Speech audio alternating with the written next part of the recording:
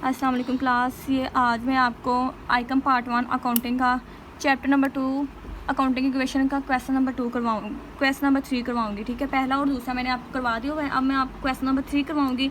ये show the effect of the following transaction on the accounting equation. मैंने आपको पहले भी बता दिया है कि अकाउंटिंग इक्वेशन वो होती है जहाँ एसेट्स, लाइबिलिटीज़ एंड कैपिटल के बराबर आ जाए।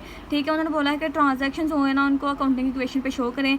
सबसे पहले उन्होंने लिखा हुआ है mister Roshin commenced business with cash ₹4 lakh. Mister Roshin ने कैश पे बिजनेस 4 लाख पे स्टार्ट किया है। ये हम कैश लिखेंगे। ठीक है, 4 लाख पे स्टार्ट किया ना, तो मैंने आपको बताया था कि जो हमारा इनिशियल कैश होता है ना तो वो क्या बन जाता है, हमारा कैपिटल बन जाता है। और मैंने आपको ये भी बताया था कि कोई भी हमने एंट्री करनी है, कोई भी ट्रांजैक्शन करती है, उसके डुअल इफेक्ट होंगे। ठीक है, एक देखो इसका हमने पहली एंट्री की है, इसका पहला इफेक्ट ये है, दूसरा इफेक्ट ये है लिख लिया मैंने। यहाँ पे चूँकि लायबिलिटी नहीं थी इसलिए इसकी जगह मैंने 0 डाल दी है। सही है। अब बी दूसरी ट्रांजैक्शन है, ही परचेज फर्नीचर फॉर 20,000। मतलब उसने 20,000 का फर्नीचर खरीदा है। मतलब फर्नीचर खरीदा है, फर्नीचर आया और 20,000 पे गए, 20,000 पे दिए, फिर ही फर्नीचर आया ना। इसका मतलब ये है कि कैश 20,000 रुपया माइनस हुआ, 20,000 दिए तो फिर ही हमारे पास फर्नीचर आया ना। तो यहाँ पे हम फर्नीचर लिख देंगे, जो चीज़ आएगी उसको हमने प्लस कर लेना है। ठीक है, अब देखें, अब इसके 2 इफेक्ट हो गए, इसलिए हमें इधर लिखने की ज़रूरत नहीं क्योंकि इसके 2 इफेक्ट हो गए हैं। अब हम इसको बैलेंस कर लेंगे। 4 लाख माइनस 20,000 करें, क्या बनेगा, 3,80,000। ठीक है, 3,80,000 बना। ये 20,000 हम एज इट इज़ ही ऐसे उतार लेंगे। इन दोनों को माइनस किया, 3,80,000 आया। सही है, और ये भी हम ऐसे ही निकाल लेंगे, 0 + 4 लाख। ठीक है, अब सी वाली एंट्री में क्या कहता है, he purchase goods worth ₹1 lakh for cash and goods worth ₹60,000 on credit. वो कह रहा है उसने 1 लाख की चीज़ें कैश पे खरीदी हैं गुड्स, और 60,000 की चीज़ें उधार पे खरीदी है। मतलब टोटल जो गुड्स है उसने 1,60,000 की खरीदी हैं। मतलब 1 लाख + 60,000 उसने किया तो 1,60,000 बना। 1,60,000 की उसने गुड्स खरीदी हैं, लेकिन उसने 1 लाख तो कैश दे दी है, लेकिन 60,000 उसने अभी पे करना है। ठीक है, अब 1,60,000 की गुड्स आई हैं बिजनेस में, यहाँ पे हम लिख देंगे गुड्स, ये बिजनेस में आई हैं तो इसलिए हम प्लस 1,60,000 करेंगे।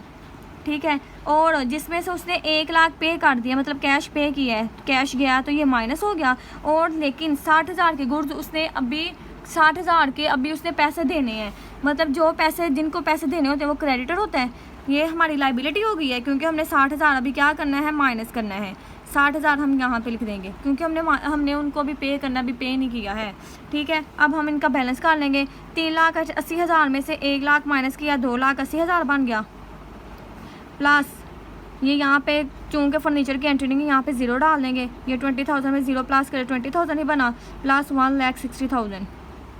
ठीक है, अब ये इन दोनों को प्लस करें तो 60,000 आएगा और 4 लाख ऐसे ही आ जाएगा। अब डी वाली एंट्री में क्या कहता है, उसने गुड्स बेची है, he sold goods to Salim for 40,000 costing ₹34,000 on credit basis. मतलब वो कह रहा है कि उसने गुड्स बेची हैं 34,000 की, 40,000 में से 40,000 में, मतलब जो चीज़ें उसने 34,000 की खरीदी थी ना वो उसने 40,000 में बेच दी हैं, लेकिन उधार पे बेची हैं। ठीक है, मतलब उसको उसने बेची हैं लेकिन अभी उसको पास पैसे नहीं आए हैं। ठीक है, उसने 34,000 की गुड्स बेच दी हैं, मतलब गुड्स जो है ना 34,000 गई, जो गई वो माइनस हो गया। ठीक है, बेच दी हैं, और जो हमें जो 40,000 है ना वो अभी हमें रिसीव होना है, उधार पे बेची हैं, इसलिए जिनको पैसे देने होते हैं, रिसीव जिन्होंने करने होते हैं वो हमारे होते हैं डेटर्स। 40,000 हम डेटर्स लिख लेंगे।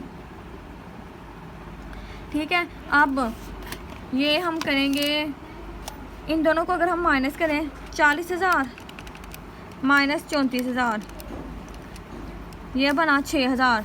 मैंने आपको, ये हमारा प्रॉफिट हो गया 6,000, और प्रॉफिट को हमेशा कैपिटल में ऐड करते हैं। ठीक है, ये मैंने आपको पहले भी बात बताई हुई है। मतलब देखो उसने 40,000 की चीज़ें, 34,000 की चीज़ें 40,000 में बेची हैं, मतलब 34,000 की चीज़ें बेच दी हैं, 40,000 उसको रिसीव होने। ठीक है, तो इसका टोटल कितना प्रॉफिट बना, इन दोनों को माइनस करेंगे तो ये 6,000 आ जाएगा। ये 6,000 प्रॉफिट है। मतलब ये कि मैंने 15 का पेन खरीदा है और 20 का बेच दिया, अब 5 रुपये मेरे पास प्रॉफिट है ना। इसीलिए इसी तरह उसने 34,000 का की गुड्स खरीदी थी, लेकिन उसने 40,000 की बेची हैं तो 6,000 उसका प्रॉफिट है। ठीक है, यहाँ पे हम 0 लिख देंगे, 0 लिख दें। अब इसका बैलेंस करेंगे, ऐसे ही आ जाएगा, +20,000 थाउजेंड प्लस 1,60,000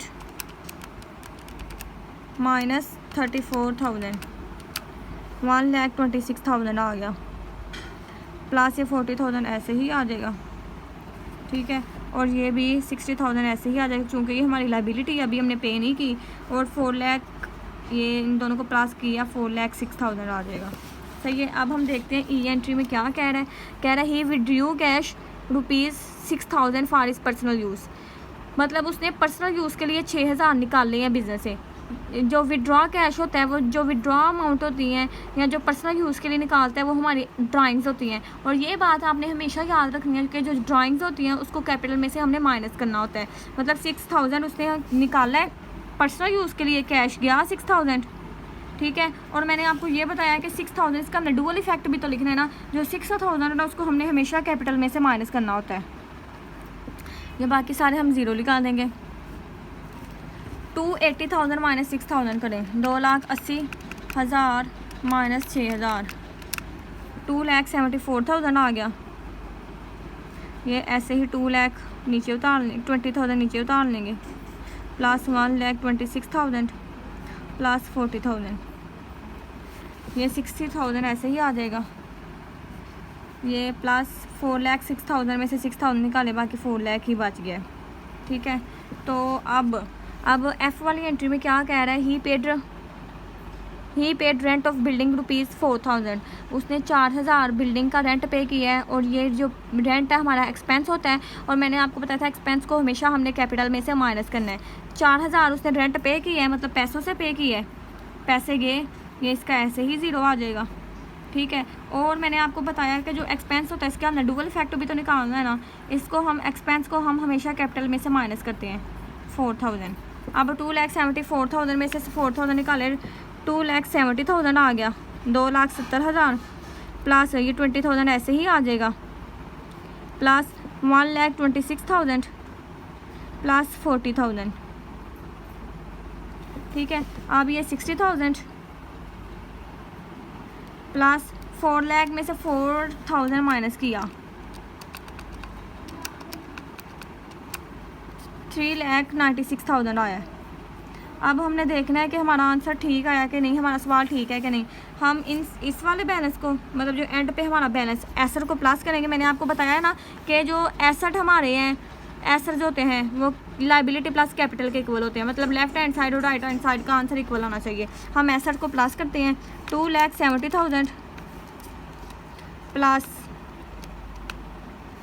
20,000 प्लस 1,26,000 प्लस 40,000, ये आया 4,56,000 आंसर आ रहा है इस पे, ठीक है। अब हम दूसरा भी करके देख लेते हैं। 60,000 लाइबिलिटीज़ प्लस कैपिटल 3,96,000, 4,56,000। अब इससे मुझे पता चल गया कि मेरा आंसर बिल्कुल ठीक है और मेरा ओवरऑल क्वेश्चन ठीक है।